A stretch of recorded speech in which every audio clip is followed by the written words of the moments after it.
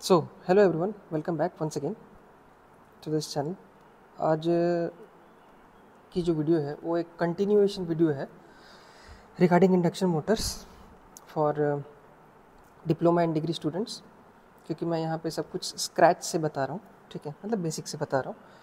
तो जिन्होंने भी फर्स्ट वीडियो नहीं देखा है तो आई रिक्वेस्ट कि आप मेरे चैनल पे जाकर के पहली वीडियो को देख ले, समझ ले, उसके बाद फिर नेक्स्ट वीडियो स्टार्ट करें, ठीक।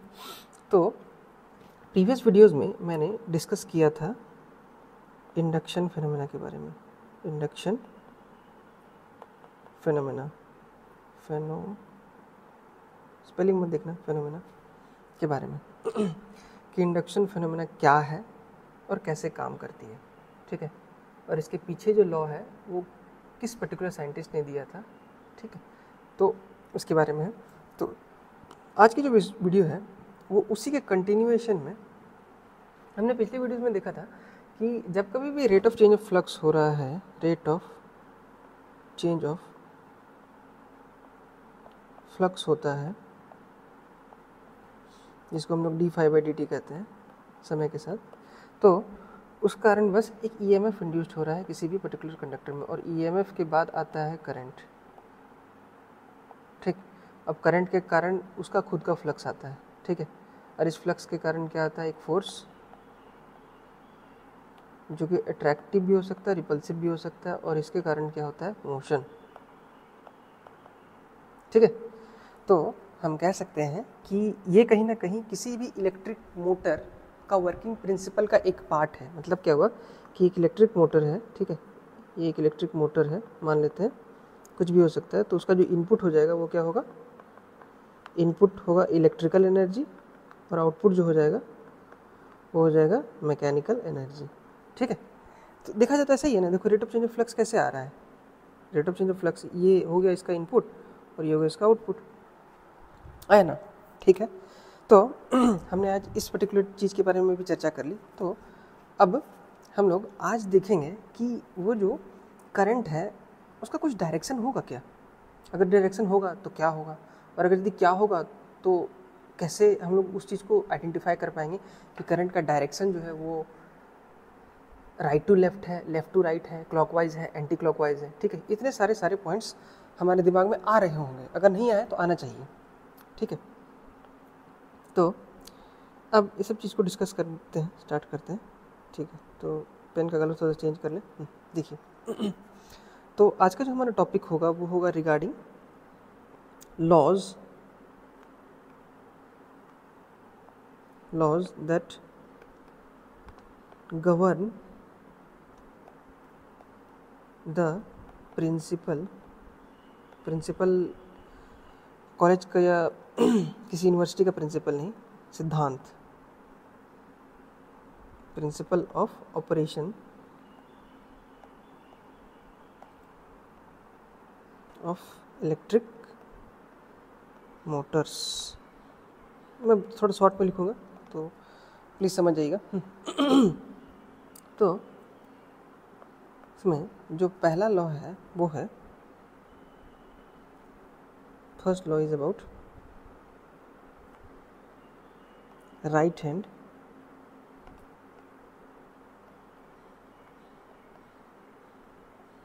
Thumb rule, right hand thumb rule, ठीक है। और दूसरा जो लॉ है वो है फ्लेमिंग्स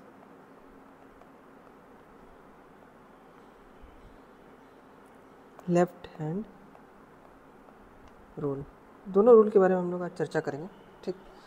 तो फ्लेमिंग का जो राइट हैंड रूल है इसको थोड़ा शॉर्ट में लिख सकते हैं हम लोग, थंब रूल लिख सकते हैं, ठीक है। इसको थंब रूल से हम लोग शॉर्ट में लिख सकते हैं, थंब रूल, और इसको हम शॉर्ट में ऐसे लिखेंगे FLHR। फ्लेमिंग का दो रूल है, एक राइट हैंड रूल भी है और एक लेफ्ट हैंड रूल भी है। तो चूँकि हम लोग इलेक्ट्रिक मोटर्स टॉपिक पढ़ रहे हैं तो उसमें हमारे फ्लेमिंग का लेफ्ट हैंड रूल ही चलता है, इसलिए हम लोग इस चीज़ का स्टडी करेंगे, ठीक है। तो हम लोग स्टार्ट करते हैं पहला रूल, ठीक। तो ये जो थंब रूल है ये कहता है कि जब कभी भी किसी भी कंडक्टर से करंट फ्लो होता है तो उससे एसोसिएट होता है एक मैग्नेटिक फील्ड। अब ये जो मैग्नेटिक फील्ड है उसका डायरेक्शन आइडेंटिफाई करने के लिए हम लोग इस्तेमाल करते हैं राइट हैंड थंब रूल का या फिर थंब रूल का सिंपली। ठीक, तो मान लेते हैं हमारे पास एक कंडक्टर है। इस कंडक्टर में जो करंट का डायरेक्शन है वो अभी के लिए लेफ़्ट से राइट की ओर जा रही है, मतलब ये हो गया लेफ़्ट और ये हो गया राइट। तो इसमें हम लोग को करना क्या रहता है, इसमें हम लोग आइडेंटिफाई कैसे करेंगे? तो आप अपने राइट हैंड को देखिए, ठीक है, राइट हैंड को खोलिए। राइट हैंड को खोल लेने के बाद आपको जो थंब है उसको एक पर्टिकुलर डायरेक्शन में दिख रहा होगा, मतलब उस पर्टिकुलर थंब को हम लोग क्या करेंगे, करंट की दिशा में डायरेक्ट कर देंगे उसको। ठीक है, तो जैसे हम लोग करंट की दिशा में उसको डायरेक्ट करेंगे, यहाँ पे मान लीजिए ये आपका हाथ है, ठीक है, उतना अच्छा तो नहीं बनेगा बट फिर भी समझने के लिए काफ़ी है। ठीक, तो ये जो थंब है, थंब बाबू, ठीक, अब इसको हम लोग इसमें जो रहेगा डायरेक्शन ऑफ करंट रहेगा, मतलब करंट जिस दिशा में जा रही है उस दिशा में ये थंब भी स्ट्रेच रहेगा। तो यहाँ के लिए देखिए यहाँ पे ये हो गया। अब बाकी बचा जो फिंगर्स है इसको हम लोग क्या करेंगे, कर्ल कर लेंगे, मोड़ लेंगे। ठीक, तो जब मोड़ेंगे तो और मोड़ लेंगे इस तरीके से ताकि हमारा ये जो कंडक्टर है इस पर्टिकुलर हाथ के अंदर आ जाए। ये जो पूरा कंडक्टर है इस हाथ के अंदर आ जाए। ठीक, अब हाथ के अंदर अब मुट्ठी हम लोग बंद कर लेंगे। अब मुट्ठी जैसे बंद करेंगे तो जो हमारा जो कर्ल फिंगर्स है, जो कि मुड़ा हुआ उंगलियां हैं, वो सब हम लोग को शो करेगी डायरेक्शन ऑफ मैग्नेटिक फील्ड, क्योंकि थंब तो शो कर रहा है हमको डायरेक्शन ऑफ करंट। तो इसका मतलब साफ है जो बाकी बची उंगलियां जो कि मुड़ी हुई है वो हमें शो करेंगी डायरेक्शन ऑफ करंट। ठीक है, तो अब तो इस लॉ के अकॉर्डिंग इस कंडीशन में हम लोग कह सकते हैं कि जो मैग्नेटिक फील्ड का जो डायरेक्शन हो जाएगा वो एंटी क्लॉकवाइज होगा या फिर क्लॉकवाइज होगा। वीडियो को पॉज कीजिए और कमेंट करके बताइए। ठीक है, तो वो डायरेक्शन जो हो जाएगा वो कैसा हो जाएगा, पहले तो इसको ड्रॉ कर लेता हूँ। सॉरी, कौन सा पेन आ गया यार, सॉरी, इसको इस्तेमाल कर लेता हूँ, ग्रीन कलर, ऐसा आएगा। ठीक है,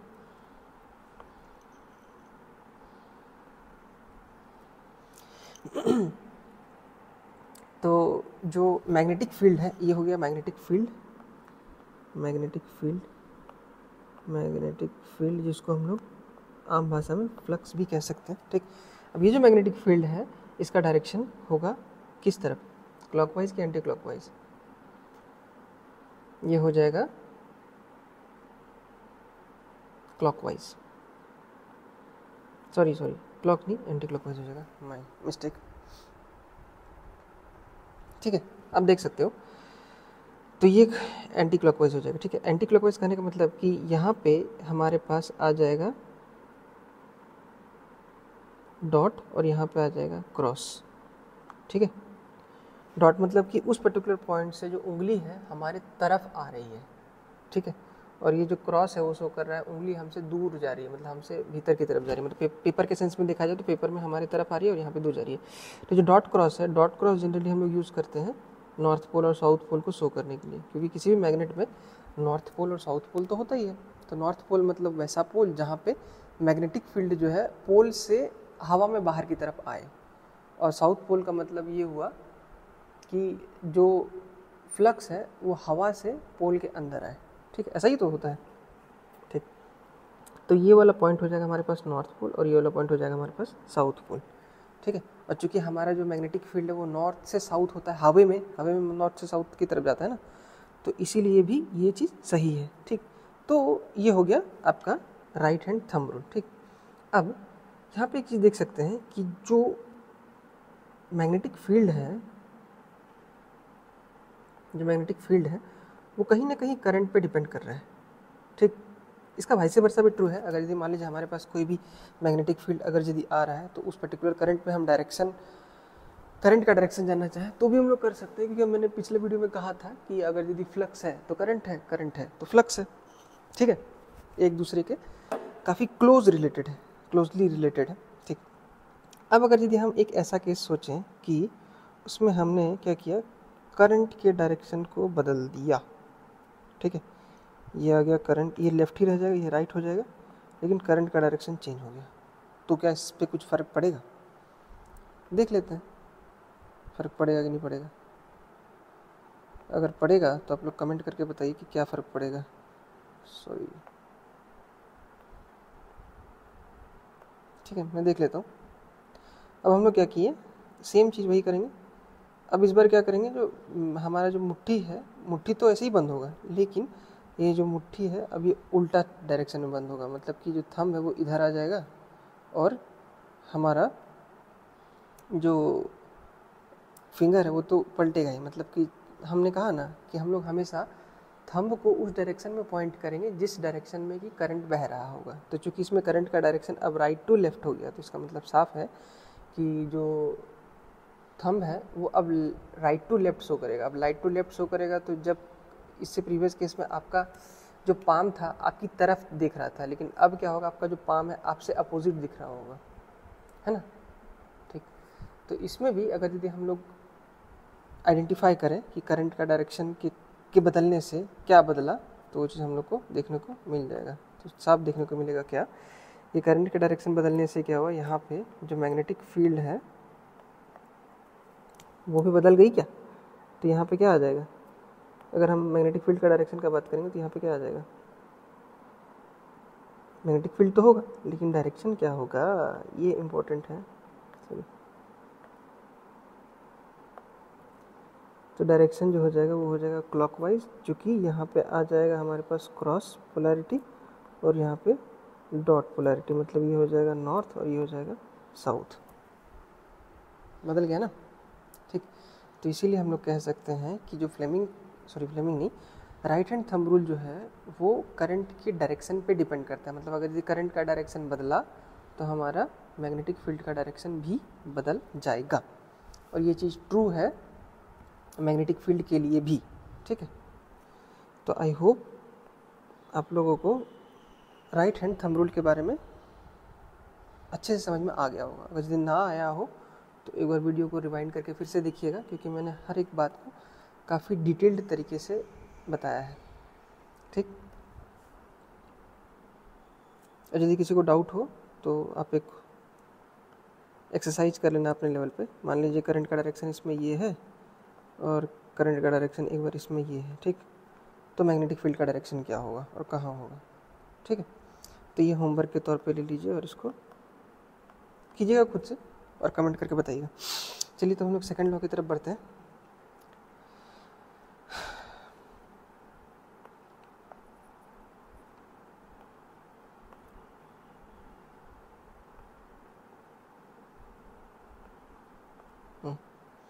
तो जो सेकंड लॉ है हमारा वो क्या कहता है, वो है फ्लेमिंग बाबू का right hand rule, sorry left hand rule, not right hand rule. तो इसको मैं शॉर्ट में लिखूँगा FLHR, Fleming's left hand rule. अब ये रूल क्या कहता है, ये रूल कहता है, अच्छा एक चीज़ बता दूं, ये जो जितने भी लॉज मैं बता रहा हूँ ये बेसिकली आपके बेस बिल्ड करने के लिए बता रहा हूँ, ताकि अगर किसी को नहीं पता हो, क्योंकि इस चीज़ का काफ़ी फ्रीक्वेंटली यूज़ करूँगा मैं आने वाले अपकमिंग वीडियोज़ में। तो इसीलिए मेरा ये धर्म बनता है कि मैं इस चीज़ को आप लोगों के समक्ष रखूँ और बताऊँ कि हाँ ये इस पर्टिकुलर लॉ की वजह से हो रहा है, ठीक है ना। बाकी आपका धर्म क्या कहता है वो आप लोग कमेंट करके बता देना मुझे। स्टूडेंट का धर्म। एनीवेज, तो फ्लेमिंग्स का जो लेफ्ट हैंड रूल है वो कहता है कि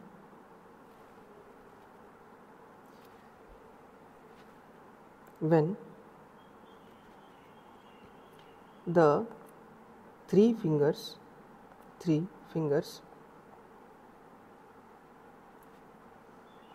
कौन से, थंब,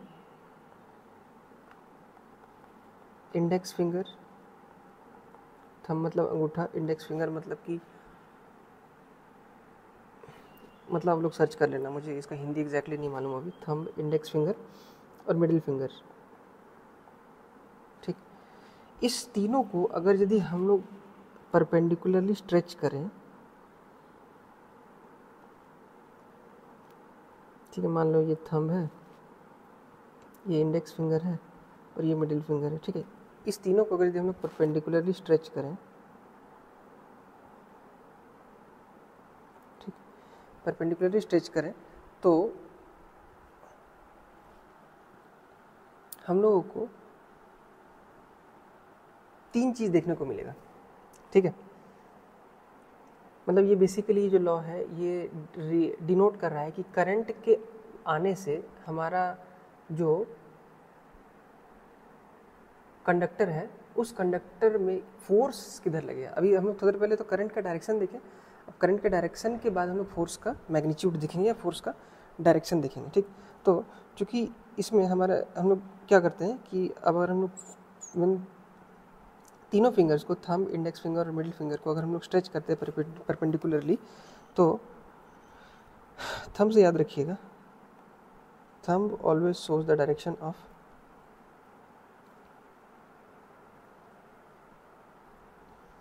फोर्स या फिर मोशन,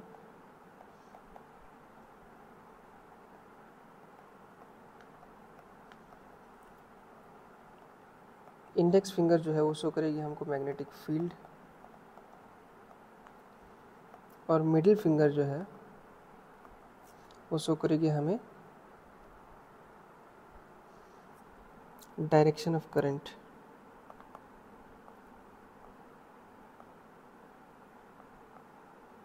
ठीक, तो आमतौर पे होता क्या है कि ये लॉ लगाने से पहले हमारे पास दो चीज़ हमेशा गिवन होती है, या तो फोर्स मैग्नेटिक फील्ड दिया रहेगा, या तो फोर्स डायरेक्शन ऑफ करंट दिया रहेगा, या तो डायरेक्शन ऑफ करंट और मैग्नेटिक फील्ड दिया रहेगा, और एक चीज़ को हमको फाइंड आउट करना रहेगा, मतलब एक चीज़ अननोन रहेगी।